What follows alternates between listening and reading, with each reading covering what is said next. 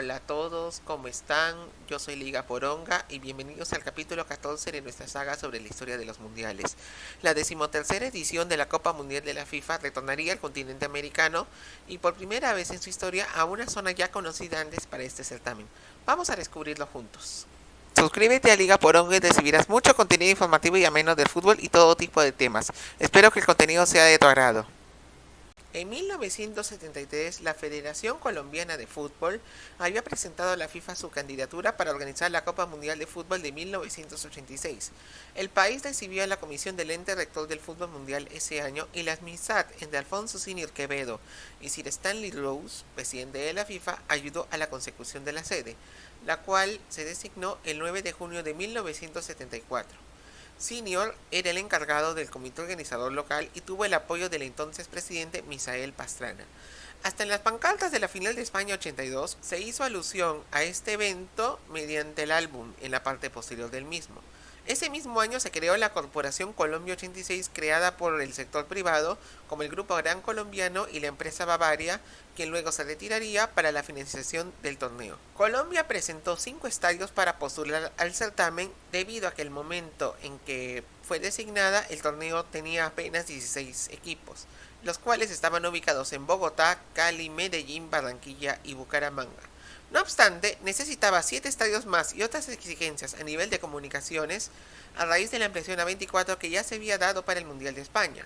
Belisario Bentancur fue elegido como presidente colombiano en 1982 y el 25 de octubre de ese mismo año anunciaba que su país no iba a realizar el torneo a favor de las necesidades de su población. Y en su discurso, donde informó de ese suceso, comparó la realización del Mundial con el Nobel de Literatura que había ganado Gabriel García Márquez apenas algunos días antes de dar esta noticia. El 5 de noviembre, FIFA oficializó el hecho y el torneo quedaba vacante de anfitrión. Para elegir al nuevo país organizador, Canadá, Brasil, Estados Unidos y México se presentaron. Para ello, y el 20 de mayo de 1983, una sesión del Comité Ejecutivo de la FIFA en Estocolmo eligió a la nación azteca como sede mundialista, lo que significaba que por primera vez un país albergaba la máxima competencia del fútbol por segunda vez en su historia, siendo favorecido por el retiro de Brasil, la falta de escenarios de Canadá y las diferencias entre la FIFA y los Estados Unidos por aspectos como las instancias geográficas y las reglas del juego. El apoyo a México también se dio ante un posible boicot de países sudamericanos si el torneo se iba a otro continente, lo que al final no ocurrió. 119 países se inscribieron en las eliminatorias para ver quién acompañaría a Italia y México para el torneo final. La gran novedad en la distribución de plazas fue la aparición de Oceanía, que por primera vez tendría una eliminatoria propia en la que participarían Australia y Nueva Zelanda, junto a Israel y China Taipei, ambos alineados allí por razones políticas. Pero su ganador no tendría una plaza directa, aunque sí la posibilidad de calificar vía un repechaje. Además, se decidió que una de las 13 plazas europeas definiría su lugar contra el equipo oceánico. Asimismo, Sudamérica ganó un boleto adicional en detrimento de Norteamérica por el factor del calificado de oficio. África y Asia mantuvieron sus 2 boletos directos. La eliminatoria europea consistió de 7 grupos.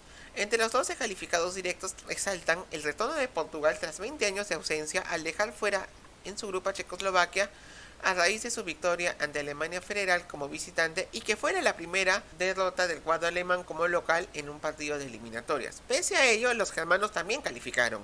Bulgaria volvió tras 12 años al dejar en el camino a Yugoslavia en su grupo, en el cual también calificó la campeona europea Francia. También se resalta el debut de Dinamarca, quien superó a la Unión Soviética, con quien también clasificó. Por otro lado, Inglaterra e Irlanda del Norte no tuvieron muchos problemas para dejar fuera a Rumania y Finlandia. Por otro lado, Polonia, Hungría y España también clasificaron al Mundial en sus respectivos grupos y dejaron en repechajes a Bélgica, Holanda y Escocia.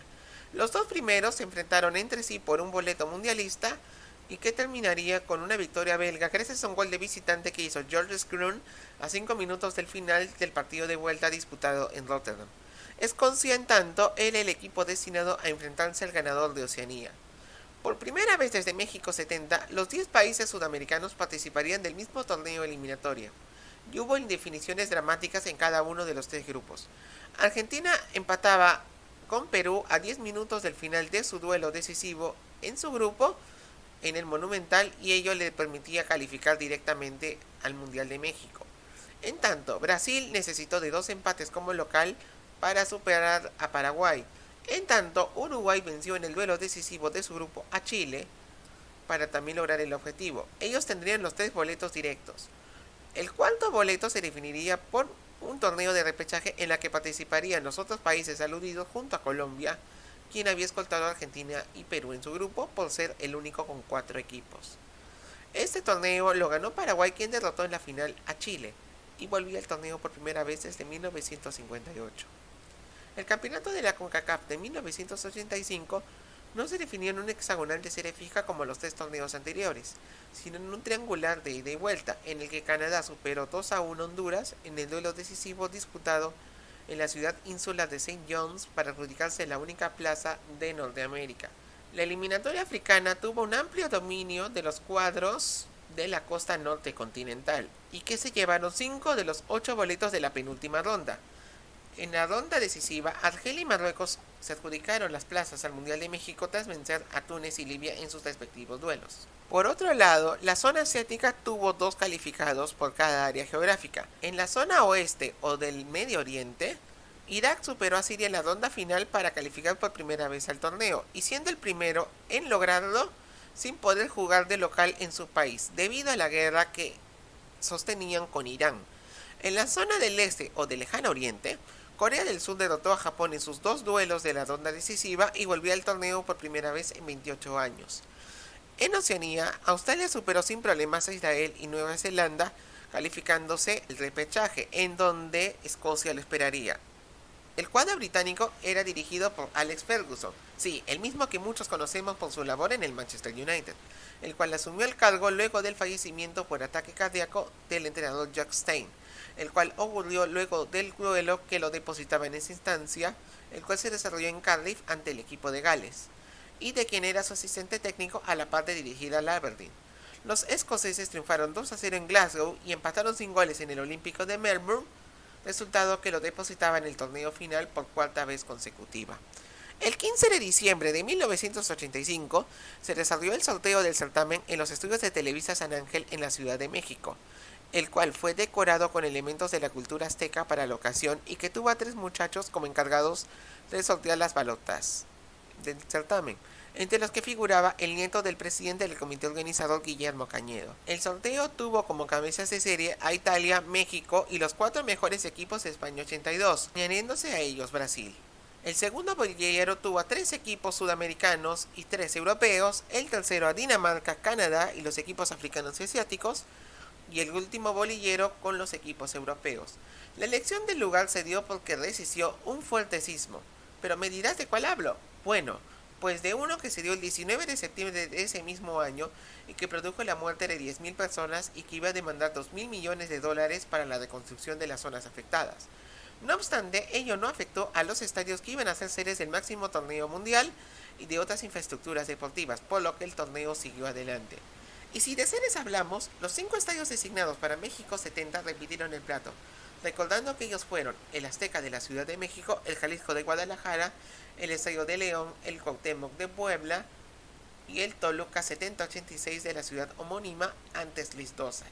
A ellas se le sumarían el Olímpico Universitario de la Ciudad de México, el Tecnológico de Monterrey, el Universitario de San Nicolás de los Garza, ubicado en el área urbana de esta última, el Estadio de la Corregidora de Querétaro, el Estadio Nesa 86 de la ciudad de Nezahualcóyotl, el 3 de marzo de Zapopan, ubicada en el área urbana de Guadalajara, y el Estadio Irapuato de la ciudad homónima. Los 2 escenarios se repartirían a 2 por cada grupo acorde a cercanía geográfica, y nuevamente la altura y las altas temperaturas serían un factor fundamental en el torneo, al igual que los horarios de los partidos, los cuales se darían a mediodía y tarde debido a la demanda televisiva europea. 36 árbitros fueron elegidos para participar del torneo, el cual tenía una nueva modificación a su formato. La segunda fase grupal de España 82 fue sustituida por 2 nuevas rondas eliminatorias, con lo que los octavos y cuartos de final volverían al torneo por primera vez desde Francia 38 y México 70 respectivamente, para ya nunca más dejarse de jugar. Para completar el cuadro de octavos, entrarían los 4 mejores equipos que quedaran en el tercer lugar de sus grupos de la ronda inicial, los cuales cambiarían de denominación empleándose letras en vez de números. Y a raíz de lo ocurrido en el Alemania-Austria del Mundial anterior, se decidió que los 2 partidos de la fecha final de cada grupo de primera ronda se jugaran a la misma hora. Pique, un chile con bigote y un sombrero de mariachi y un balón de fútbol en su pie derecho, fue elegido como mascota del torneo, cuya canción oficial se llamó El Mundo Unido por un Balón, frase la cual también fue el eslogan oficial del certamen. El balón oficial fue el Adidas Azteca México, el primero que fue fabricado con materiales sintéticos. La ceremonia inaugural se desarrolló el 31 de mayo de 1986 en el Estadio Azteca, con un ambiente bastante alegre y emotivo, desfilando los 24 países participantes y con la voz de Melquiades Sánchez, la voz emblemática del Coloso de Santa Úrsula. Lo único bochornoso fueron los abucheos al presidente mexicano Miguel de la Madrid. Luego de ellos se enfrentaron Italia y Bulgaria por el grupo A, por el que los campeones defensores se fueron al descanso con una ventaja propiciada por Alessandro Altobelli al 43. Nasko Sirakov metió el gol del empate para los búlgaros a 5 minutos del final, haciendo que el juego terminara en un entretenido empate marcado por la intensidad de ambos equipos. Argentina se enfrentaba a Corea en el Estadio Olímpico y debutó con una victoria de 3-1 con un doblete de Jorge Valdano. Park Chang-sung marcaba el primer gol surcoreano en la historia del torneo, ya que recordemos que en 1954 se fueron sin marcar en sus 2 partidos. Italianos y argentinos se enfrentaron en Puebla y en un entretenido duelo terminaron empatados a 1 con tantos de Altobelli y Diego Maradona, este último ante la dificultad de marca de Gaetano Scirea y sin ángulo para patear al arco, ya que el primer palo estaba cubierto por el arquero Giovanni Galli. Coreanos y búlgaros empataron a 1 por el mismo grupo. Para la última fecha, Italia superó con dificultades a Corea por 3-2 y Argentina venció tranquilamente 2-0 a Bulgaria, con lo que ambos calificaban a octavos en los 2 primeros puestos, los argentinos ganando el grupo.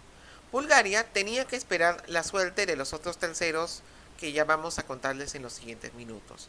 Por el grupo B, la anfitriona México se estrenaba en el certamen venciendo 2-1 a Bélgica con tantos de Fernando Quirarte y Hugo Sánchez, figura del Real Madrid en el Azteca. En tanto, Paraguay reaparecía en los mundiales venciendo 1-0 a Irak con tanto de Julio César Romero en Toluca. Aztecas y guaraníes empataron a 1 en su segundo partido con tantos de Luis Flores y el conocido también como Romerito. El cuadro belga se recuperó venciendo 2-1 a Irak con tantos de Enzo Schifo y Nico Klesen de penal. En la fecha final, México venció a Irak tanto de Quirarte para poder ganar el grupo. En tanto, 2 tantos de Roberto Cabañas le permitieron a Paraguay poder terminar en el segundo lugar de grupo en el empate ante Bélgica y calificar por primera vez en su historia a una segunda ronda. En este partido, el técnico guaraní Cayetano Re se transformó en el primero de su posición en ser expulsado de un partido mundialista. Bélgica terminaba tercera y entraba a la zona de espera para calificar. Francia se estrenaba en el grupo C con un triunfo por la mínima diferencia ante Canadá con un tanto de su nueva figura Jean-Pierre Papin, quien se sumaba a la base del equipo que participó en el Mundial de España y que se adjudicó la Eurocopa 2 años antes, siendo anfitrión de este torneo. La Unión Soviética se estrenaba goleando 6-0 a Hungría en Irapuato, destacando el doblete de Iván Yaremchuk. El equipo soviético tenía como base al poderoso Dinamo de Kiev de la época y que era el ganador vigente de la Recopa de Europa. Ambos equipos se enfrentaron en la segunda fecha con empate a 1 en León con los tantos de Vasily Bats y Luis Fernández. En tanto, Martos Esterhazy y Lajos de Tari le dieron la victoria al cuadro magiar ante Canadá y alimentaban sus esperanzas de poder calificar. Ambos equipos caerían ante franceses y soviéticos por 3 y 2-0 respectivamente en la última fecha, con lo que la Unión Soviética terminaría ganando el grupo por diferencia de goles. Hungría terminaba tercera y a raíz de esos resultados, Bélgica se transformaba con su resultado ante Paraguay en el primer equipo en calificarse a octavos de final como tercera de grupo. El cuadro magiar entraba a la lista de espera. Por el grupo D, Brasil superaba por la mínima diferencia a España con tanto de Sócrates en su estreno disputado en Guadalajara. En tanto, Irlanda del Norte y Argelia empataron un gol con tantos de Norman Whiteside y Jamel Zidane en Zapopan. En las 2 siguientes fechas se repitió el mismo patrón, victorias por la mínima diferencia y goleada de 3-0 para Brasil y España ante norirlandeses y argelinos, destacando los dobletes de Careca y Ramón Calderé en la fecha final. Con ello Brasil ganaba el grupo merced del marcador del primer partido y España lo escoltó. El dato de Colin Clark ante España le dio a Irlanda del Norte el tercer lugar de grupo y le permitía también a Bulgaria calificar por primera vez en su historia a una segunda fase mundialista, pese a que aún no han sido capaces de ganar un partido en todo su historial mundialista. En el grupo E, Uruguay, quien era el campeón vigente de la Copa América, volvía tras 2 mundiales de ausencia, poniéndose en ventaja ante los vigentes subcampeones mundiales Alemania Federal, contando de Antonio Elzamendi en Querétaro. Klaus Lofs empató el marcador de este cotejo. En el estadio Nesa, Dinamarca, si bien era debutante en el máximo certamen continental, tenía una importante constelación de estrellas en ligas como Inglaterra e Italia, lo que le permitió tener opciones en el grupo. Debutaron ganando al Escocia contando de Preben Eggert Lensen, figura del Verona campeón italiano de 1985. Alemania venció 2-1 en su segunda presentación, pero lo importante no vendría aquí. En Nesa, el cuadro danés aplastaba al equipo charrúa ni más ni menos que por 6-1, destacando el triplete de El Jair y los tantos de Søren Lerby, Michael Laudrup y Morten Olsen. Y por si fuera poco, en la última fecha le ganaron a Alemania con un solidísimo 2-0 con el que ganaron el grupo escoltados por los germanos. Uruguay empató sin goles ante el equipo escocés, pese a que jugó prácticamente todo el partido con un jugador menos, ya que José Batista salió expulsado a los 50 segundos de juego. A pesar de ello, Uruguay calificó a octavos como uno de los mejores terceros y dejaba eliminada del torneo a Hungría por diferencia de goles. La primera fecha del grupo F tuvo a Marruecos y Polonia empatando sin goles en su estreno. La victoria de Portugal ante Inglaterra con tanto de Carlos Manuel en su reaparición tras casi 20 años de ausencia. En la segunda fecha, marroquíes e ingleses empataban sin goles, en tanto Lotsimir Smolarek le daba la victoria a Polonia ante Portugal en su segundo partido y se ponía líder de cara a la última fecha. Un hat-trick de Gary Lineker le dio a Inglaterra la calificación a octavos tras vencer a Polonia, pero no lo colocó como líder de grupo. El que tuvo este privilegio fue Marruecos, quien sorprendió al mundo venciendo 3-1 a Portugal con un doblete de Abderrazak Khairi, y se convertiría en el primer equipo africano en avanzar de ronda en un torneo mundial. Y para variar lo hizo ganando el grupo. Tras la derrota con los ingleses, Polonia terminó tercera y calificó también a octavos, dejando fuera por puntaje a Irlanda del Norte.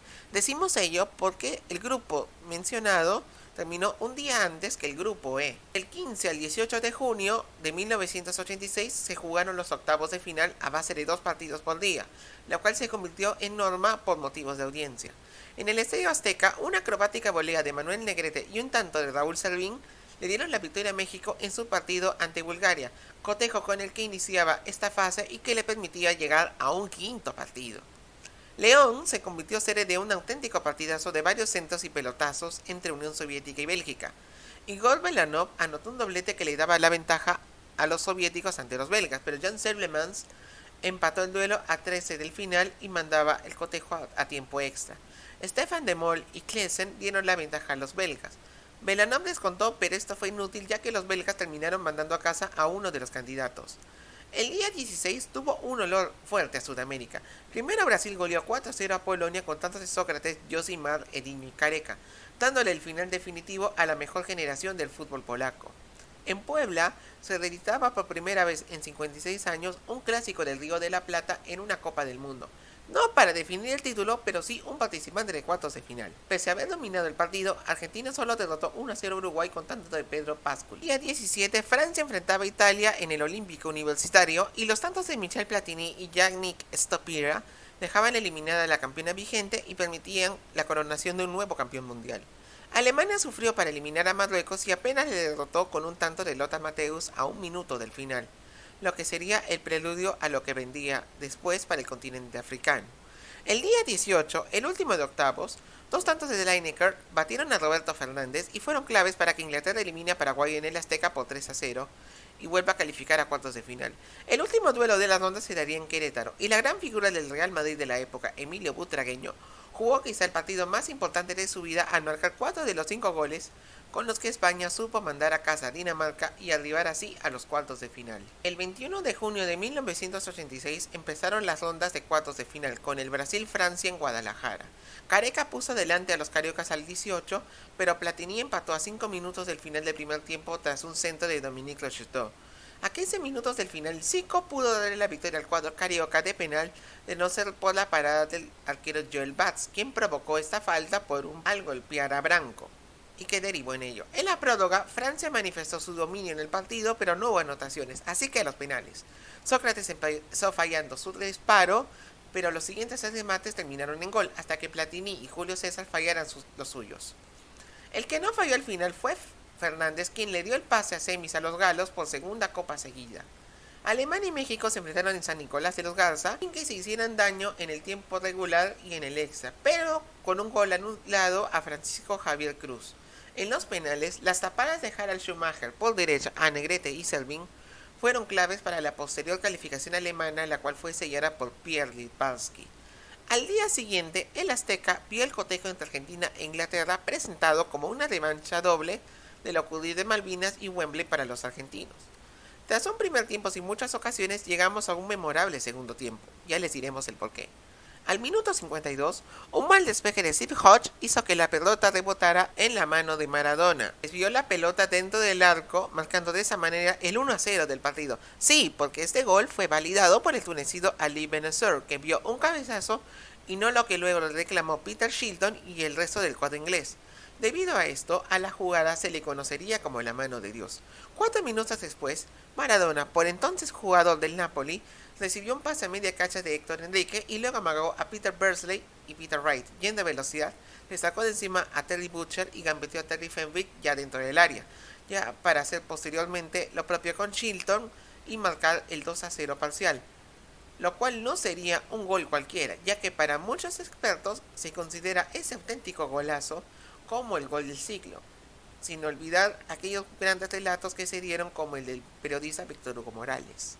Los ingleses dominaron el encuentro luego de la mencionada anotación y comenzaron a dominar el match, cuya recompensa llegó al minuto 81 con tanto de Lineker, pero no fue suficiente ya que Argentina terminó calificando a semifinales. En el último duelo de esta ronda disputado en Puebla, Jan Seulemans puso adelante al equipo belga en su partido ante España en minuto 35. Juan Señor empató la cuenta 5 minutos del final del partido. No hubo daño en los tiempos extras y a penales, donde todos anotaron. Lástima por el fallo de Eloy en el segundo disparo español.